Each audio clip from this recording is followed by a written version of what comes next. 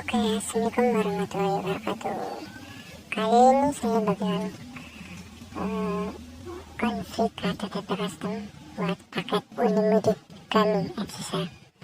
Nah, kita langsung coba aja aktifkan data ya, data SIM 1. Nah, kita langsung coba aja ke YouTube, kita tes.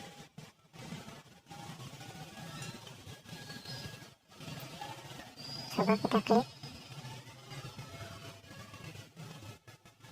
Nah, udah bisa ya, muter-muter terus. Kita keluar langsung aja. Nah, jangan lupa ini subscribe, like, dan share biar ini konten berkembang ya.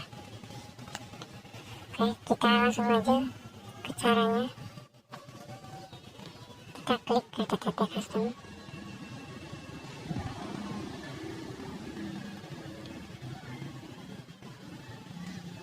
Ini terkandung TKP ya. Kalau saya sih TKP Jawa Tengah. Terkandung TKP. Kita reset dulu.